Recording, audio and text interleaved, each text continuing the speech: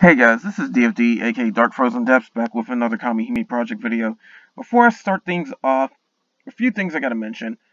First and foremost, I am going to do one more video on Tekken Shokan, showing some stuff and giving a little bit about the aftermath, explaining a few things and whatnot. But I'm still going to end up working on that. I'm still kind of winding down from Tekko, so that's the whole thing. And the other thing, which includes part of it, is the fact that I did already upload 2 Tekko videos, which was like compilations of stuff I recorded. Took a little bit of time to edit the second one because it kept coming up the wrong way thanks to Windows Movie Maker, but I managed to fix it at least well enough. But yeah, both of those videos are up now. Give them a watch if you want to see some of the stuff they had at the convention. Some of it's pretty funny, some of it's pretty wild, in fact, and then others is just showing off a few things. But again, I'll get more of those later down the line. But also, there's a third thing too. Apparently, there's a gacha boosting some ribbon characters and whatnot. Some of these are very strong characters, so you may actually want to try for them because it is, I do believe, Monogamma and Kieran in there. I'm going to give it a shot when I get paid. So expect another gacha pulling video soon. And then on top of that is the fact that the new SSR character is a Thunder Healer. A permanent Thunder Healer. Get her. If you can, get her. At least if you're focusing on your Thunder team. So keep that in mind. It has been a long time coming for a permanent Thunder Healer, so there you go. But anyways, this advent's going to be a Vritra fight. Vritra's not too good of an add-on, and her weapon's a little bit iffy, but I'll break things down on that one. So I'm just giving you fair warning, you may get turned away from this a little bit depending on what you need or what you want for water teams. But since this is an advent event, you're on your own. So if you can't clear Ultimate, clear Expert as much as possible. If you can't clear Expert, then, well, you better go get some more leveling and all that done. Because you're definitely going to need it. But even then, if you go to the gacha, get a crap ton of R weapons, and at least get a whole bunch of water assault ones, like leveled up to skill level 20, because R weapons are beyond easy to level up, then you should be able to at least clear Ultimate. It is a temporary strategy. Of course, you're going to want to get SR and even better SSR weapons, but given how much the gym gacha feeds you R weapons, there is no real excuse aside from getting like stronger weapons or not focusing on your teams. So if you are focusing on a team, there's literally no excuse to have less than 50% assault now. So that's something to know.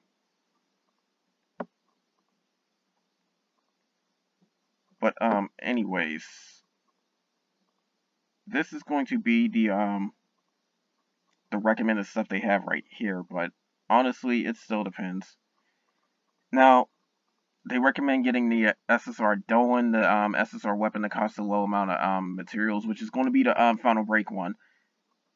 Getting the raid tickets and the Kamihime ticket. I also suggest you get the normal gacha tickets as well, because those are very cheap. And the raid tickets, I've always suggest for one of two things. If you want more vigor water weapons, because that's now in there. Because remember, the last raid Kamihime came with a vigor water weapon, so that's actually very good, even though it's SR. And then on top of that, there's also the some of the previous characters are actually pretty good. I think there was a Thunder Healer that was SR, so if you don't get the SSR one, try to get the SR one. That's a thought. But anyways, if you don't need previous Kamihime, you can ignore that. If you don't want the water vigor weapon on top of that, you can just ignore them, period, point blank. It was not that hard to get the raid Kamihime anyway, so yeah. But they say medium priority is a high rate SSR weapon. Honestly, depending on what you may or may not want, you might even want to avoid all this SSR stuff. It still depends, but I'll break that down later. SR assault weapon depends on if you still have holes in your team, but honestly, if you're using any SR weapons and you're a long-time player, it's probably going to be the vigor one, and maybe well, you may not need a defender, given what's going on, but those, the half elixirs, The the soul points is definitely the biggest thing you're probably going to want from here, because depending on what you may or may not focus on, you may actually just be grinding for soul points or something like that. Soul points and magic gems. Get them if you can, but they shouldn't be your main focus, because that's a lot of soul points and a lot of magic gems. You'll get up to well, they're called magic jewels. I keep saying gems because it's on the screen right here. But you can get 3,000 magic jewels from these events. You can get 600 soul points from these events. That's a lot of mastery points and a lot of well, if you don't even want the gacha pools, that's a lot of slot extensions. So yeah. And then they suggest the gold grimoire book as well for medium priority. I can see why, because you're going to need it to final break some stuff. But the rest of the stuff is very low priority, and it makes sense. So the grimoires are only if you need them anyways, because you know you need the silver ones and the gold ones if you want to final break like if you want to final break weapons, or if you want to awaken Kamihime, you're going to need these books. So, but anyways, Vritra herself, she's the only reason I can really see somebody wanting her is if they plan on going to 120% at dawn later down the line. Or if they don't have anything better, there's always that. And the weapon itself, if you need Defender, it's a definite go for it, because that's the biggest thing. However, when you final break it, that's when it finally gets its assault. So, that's the whole thing with that. It still depends on what grid you want too, because we have phantom weapons. But anyways, as this is an advent event, you have beginner, standard, expert, ultimate, Ragnarok. There's all those. So, clear the best ones you can. You do need to clear Ragnarok if you plan on final breaking something, because you can get a Dragonic Eye Shards from those, but you're still going to need the items drop from Ragnarok in order to get that. So, that's something to know. Vritra herself doesn't have that much HP either, so keep that in mind. They have the actual data for Expert, Ultimate, and Ragnarok for all this stuff, so that's the whole thing. They just don't have anything about her charges in Expert. I'm guessing this is the same as Ultimate. But, there's like one enemy that does attack buffing and whatnot. So that's the one enemy you might want to deal with. It's called a Mellow, which I think is a mermaid. So if you are struggling to clear Expert or Ultimate, that's definitely the enemy to focus on before getting to the boss. But other than that, it's just damage nukes more or less. Now, Vritra herself, she does around 4,000 damage on both versions to every single character. I don't know if that's with the debuffs or not. But at the same time, you still have to worry about the fact that she can also sit up and she can also prevent you from using abilities. So for about 3 turns, I do believe your abilities have their cooldowns locked. So that's something to know. And then on top of that too, you can get hit randomly 3 times in the Raging one, which is the more dangerous one, because it's higher damage, and if it focuses on one character, you will see them get wiped out.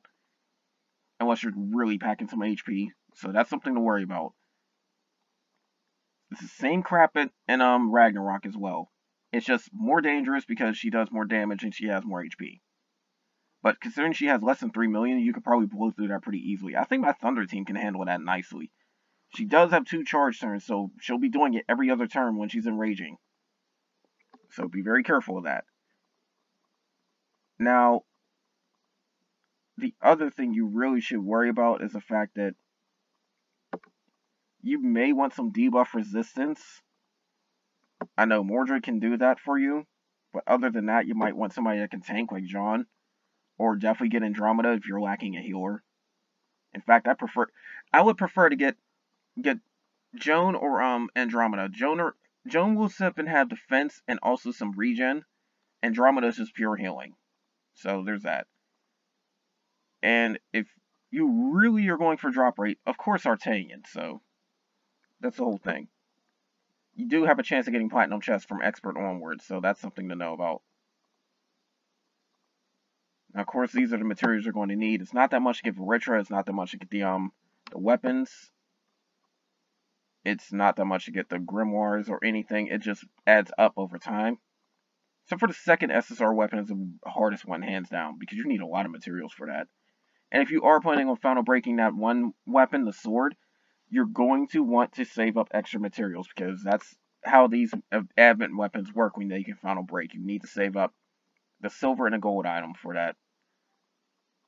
And here's where we start getting into some interesting details. Now, Vritra packs a lot of HP, but her attack power is very, very low.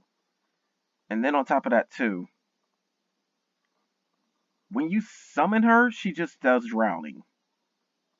So that's the only thing.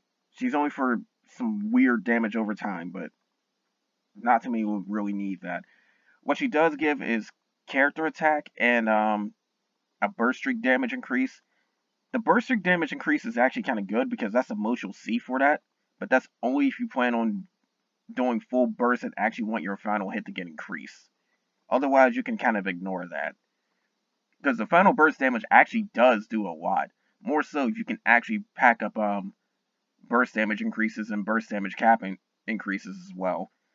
But the burst streak damage is still kind of niche, so you may not want that.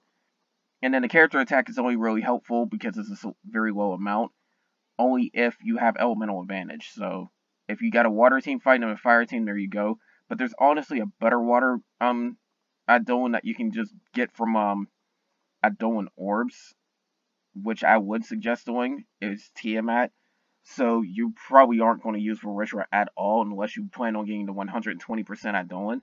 Otherwise, just get her to sell her, or get her scenes if you really worry about it. But yeah, the meme might still be relevant, but yeah, she is a lolly dragon, technically. So yeah, there's that.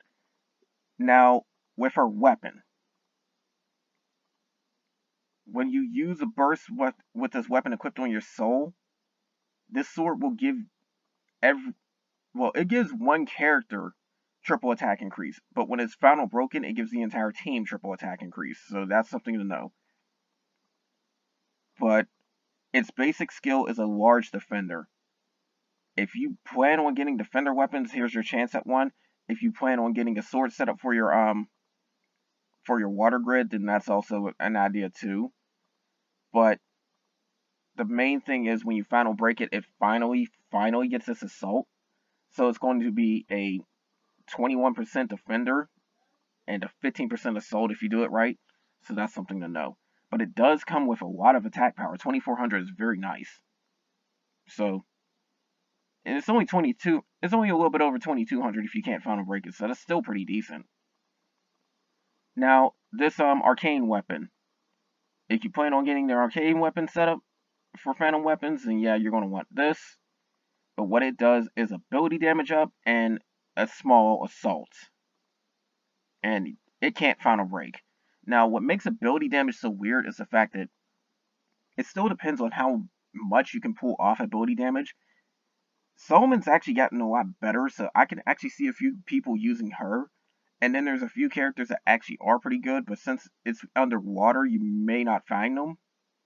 Because water tends to thrive on pretty much healers and maybe buffing. There's also some debuffers too. But that's the whole thing with that. Water is not more or less damage based until you get certain Kamihime, and then it will start focusing a little bit more on burst damage, so that's something to know about. But ability damage may or may not help you, it depends on your team. It does increase the maximum amount before it hits that soft cap, because when things hit the soft cap, it really reduces the damage it can deal. It's like, say, it would originally deal 800,000, but the soft cap is 700,000, so once the 700,000 hits, it will take that out of the equation, and then the extra 100,000 will get reduced by 90% from what I found out. I don't know if it's true or not, but it definitely does add up because of the fact that it's very, very small. So the soft cap does a lot. But this ability damage increase will also increase the soft cap, so that's something to know. And it's also a small assault. So honestly, if you get both of these weapons, you have 25% assault right there, if they're both at full power. You also get a medium ability and damage increase. Elaborate's not that great, so I don't really look up the numbers, but I know it's a substantial increase. And then you get 21% defender go with it, so it's up to you. The hammer, medium assault. The staff is a medium defender, and the axe is also medium assault. So you have 2 assault weapons for water if you're really trying to focus on them, and they also come with more attack power than the defender weapon, which is HP focused. That actually is a good thing, depending on your build. But that's only if you want the SR weapons. The other reason why you may or may not want the SR weapons is because of the Phantom weapon setup, because you still might want to trigger it from the SR weapons.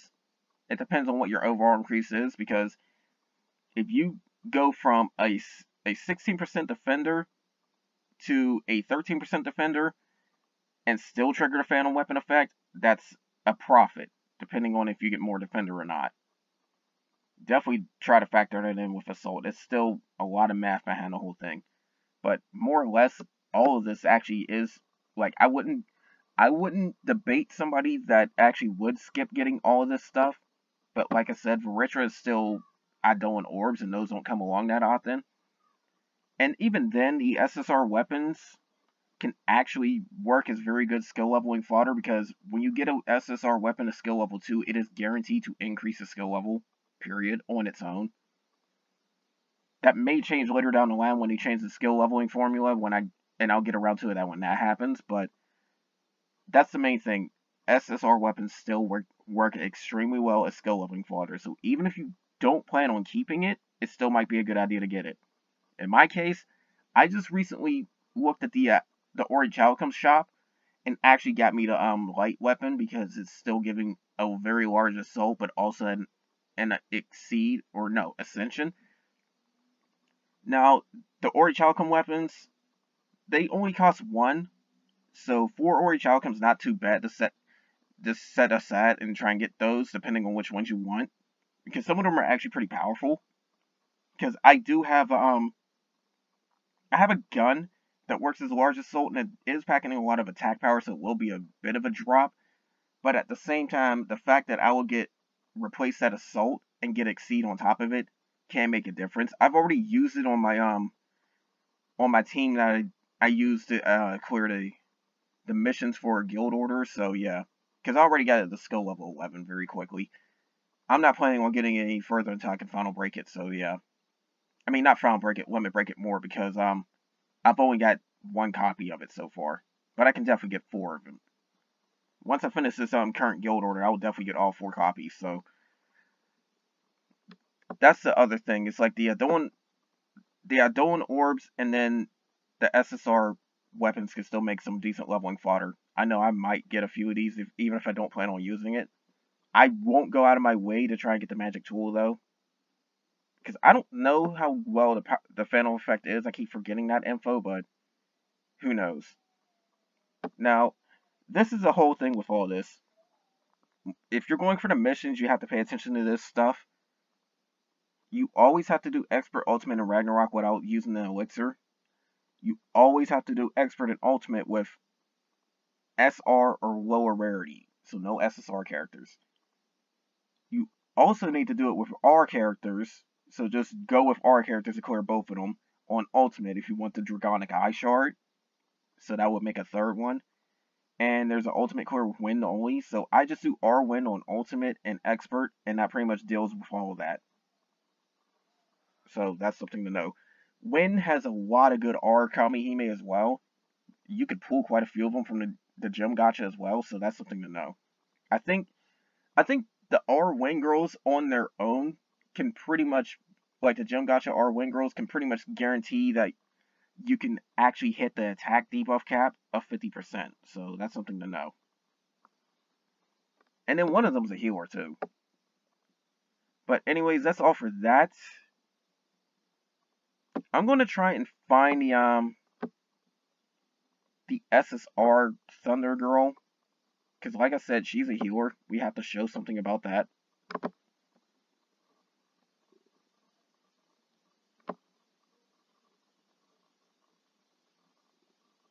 And this list is very long. Not to mention, we've gotten quite a ways around it, but we're still a year behind DMM. Yeah, Dion's Ket or Set, or it's hard to pronounce her. She even looks like a healer. But,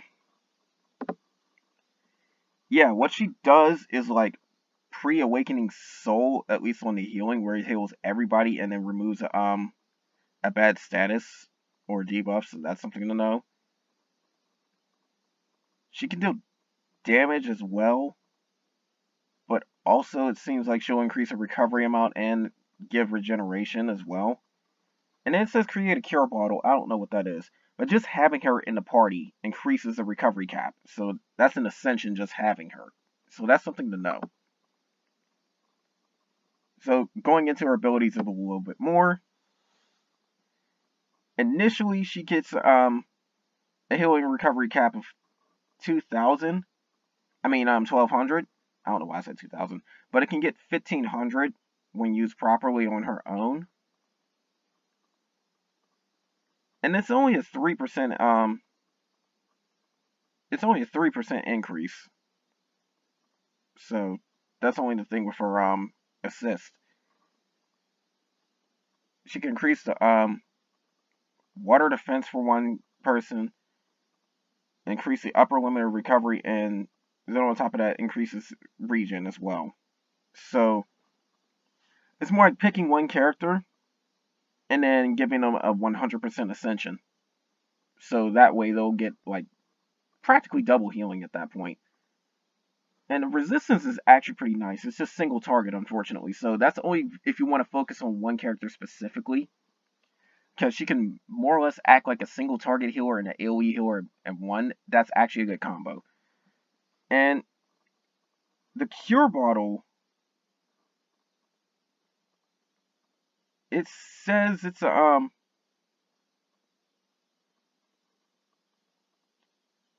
I'm guessing it's a chance to increase, a chance to generate a potion.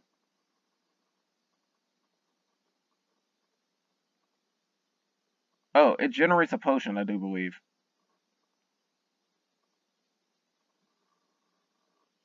Yeah, if I'm correct, this generates a potion.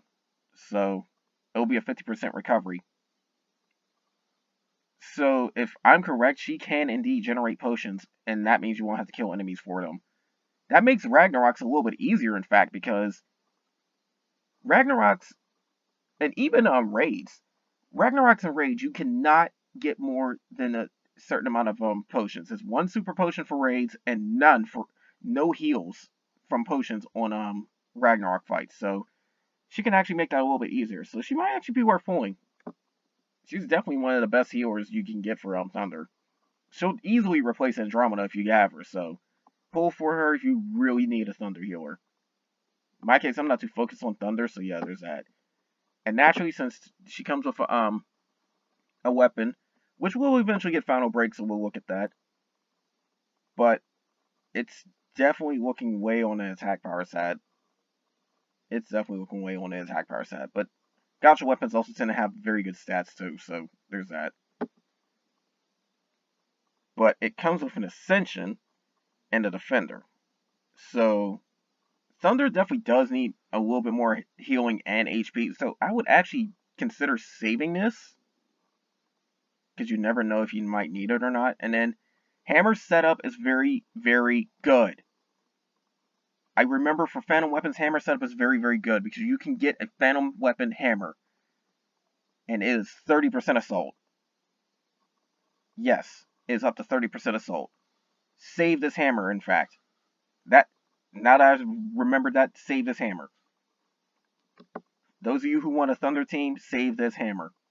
There's also a few other Thunder hammers in the game as well, so Thunder is pretty much set for hammers. It still depends on if you pull those Kamihime or not. But yeah. Anyways, that's all for this. I'm going to have more of this coming soon. And yes, I am watching a Balloons video in the background. I do like Balloons Tower Defense. I don't play it that often, but it's like very, very rare. I mean, I've played the original Balloons game, so yeah, that's a little bit of nostalgia there. But anyways, there's Tekko Shikon videos up. Give them a watch, because they definitely have some interesting stuff. And, of course, I'm going to make more of these. And I will post updates about uploaded videos on Twitter and Discord, so join those, because I'm going to have those in the descriptions and whatnot, starting from this video. So yeah, that's something to know. But anyways, that's all for now, guys. Take care.